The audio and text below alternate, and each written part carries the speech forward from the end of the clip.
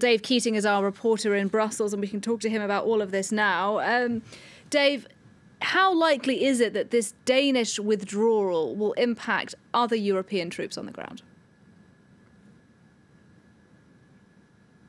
It seems quite likely, which is what makes this such a setback for the French efforts to Europeanize the Sahel region. This agreement to set up this task force was reached in March of 2020, and this was really France trying to have this task force kind of gradually take over for the existing Barkhane task force, which they entered the region with. And it was actually set up at the invitation of the Nigerian and Mali governments at the time to tackle these terrorist groups in the Sahel region. But now we have this new transitional junta in Mali, and they've taken a very different line about this European mission, particularly after this government was criticized by the European Union for not holding elections as it said it would.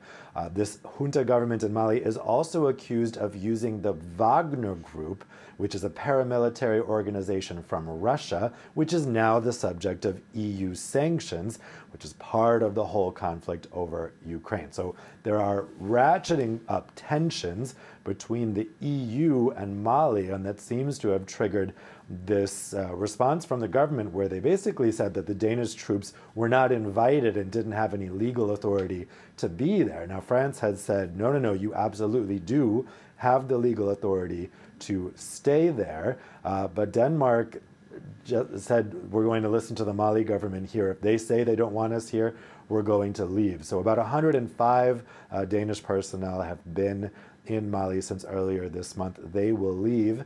And the question is, will this now prompt the other European countries, part of this Takuba task force, who were supposed to be sending troops in the coming months? Will that cause a rethink? Norway, Hungary, Portugal, Romania, Lithuania, they're all supposed to be sending troops. Sweden has troops there right now, and the question is Sweden going to have their troops exit earlier? That would leave just France there once again, which is exactly the situation the French President Emmanuel Macron wanted to get out of. Now, this ruling military junta was telling Denmark, we don't want you here. And if France is telling you that you can stay here, you should not listen to them because they have certain colonial reflexes, as they put it. But the irony here is that because of these developments, we could end up with a situation where it is just once again only France running the show for this mission in the Sahel, which would seem to be going back to colonial reflexes, which is what the junta in Mali says they don't want. Well, as you suggest, then, this is really rather bad news for the French President Emmanuel Macron, and it may be that the burden of counter-terrorism in the Sahel falls brought back to France rather than to this Europe-wide mission. Yeah, exactly. And this isn't just about this specific mission. I think this is a big setback to President Macron's overall vision of EU strategic autonomy and European defense. That is, Europeans coming together to defend themselves and have defense operations without the Americans.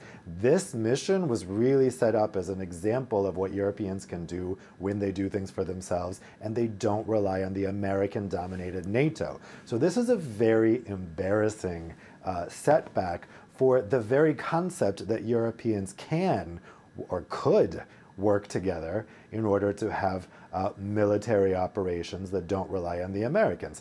Because in this instance, you can see that once again, we have this problem of the Europeans not really trusting each other, that Denmark wouldn't take France's word or urging to stay in the mission, and that they were so quick to pull out.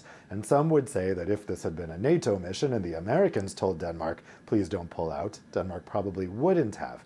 So this is a setback not only for this particular mission, but also for Macron's vision, as France right now holds the rotating presidency of the European Council, and he's really pushing for this idea that we Europeans need to stop relying on the Americans. We need to cooperate with each other for our own self-defense and the defense of the region. This, again, makes it look like Europeans are not quite ready to do that. Dave Keating in Brussels, thanks very much.